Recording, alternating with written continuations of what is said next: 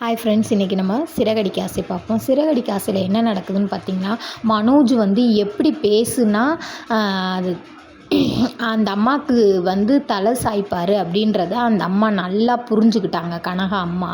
அப்போ சொத்துன்னு சொன்னால் உருகிடுவார் ஐஸ் மாதிரி அப்படின்ட்டு, கொடைக்கானலில் இருக்க சொத்தை உங்களுக்கு எழுதித்தாரேன், அந்த சொத்தை மாற்றுறதுக்கு நாளைக்கு தான் நல்ல நாள் அப்படின்னு சொல்கிறாங்க. சொல்லிக்கிட்டு இருக்கல என்ன சொல்கிறாங்கன்னா, சாந்தி முகூர்த்தம்லாம் ரெடி பண்ணியாச்சு, கனகா ரெடி ஆகிக்கிட்டு இருக்கா, நீங்கள் வெளியில் போகக்கூடாது அப்படின்னு சொல்லிடுறாங்க. சொல்லிவிட்டு கையில் ட்ரெஸ்ஸையும் கொடுத்து நீங்கள் ட்ரெஸ்ஸை மாற்றிட்டு வாங்கன்னு சொல்லிடுறாங்க. இங்கிட்டு கனகாவை போய் நான் பார்த்துட்டு வரேன்னு சொல்கிறாங்க. அப்போ போய் ஜோசியக்காரருக்கு ஃபோன் அடித்து இப்படி சொல்கிறாங்க, நல்ல நியூஸ் இருக்குது, கெட்ட நியூஸ் இருக்குது, எதை சொல்லன்னு. நல்ல நியூஸ் சொல்கிறாரு, நான் தான் சொன்னேன்ல உங்கள் கட்டத்தில் உச்சத்தில் போய்கிட்டு இருக்கேன் குரு அப்படின்னு சொல்கிறாரு. ஐயோ, நீங்கள் அது மட்டும் இல்லை, எனக்கு வந்து சாந்தி முகூர்த்தமும் ரெடி பண்ணிட்டாங்க அப்படின்றாங்க.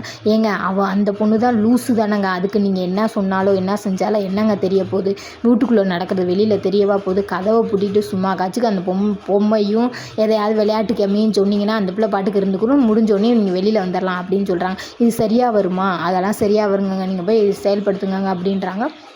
சரின்னு சொல்லிட்டு எல்லாமே ரெடி பண்ணி உள்ளே அனுப்பிச்சி விட்றாங்க. உள்ளே அனுப்பையில் பார்த்திங்கன்னா மனோஜ் லைட்டு அமர்த்துறாரு. லைட்டு அமர்த்தினோடனே கனகா கால்னு கத்துறாங்க. கத்துனோடனே 2-3 தடவை இதே மாதிரி நடக்கட்டி வெளியில் போய் கனகா அம்மாட்ட கேட்குறாங்க, என் மகளுக்கு இருட்டுனா கொஞ்சம் பயம், இன்னும் என்னென்ன இருக்குது அப்படின்ற, இனிமேல் சரியாக போயிருங்க, நீங்கள் இப்போ தானங்க வந்திருக்கீங்க அப்படின்னு சொல்கிறாங்க.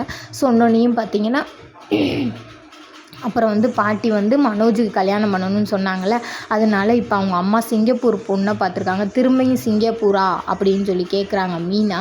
அதோட நாடகம் முடிஞ்சுச்சு.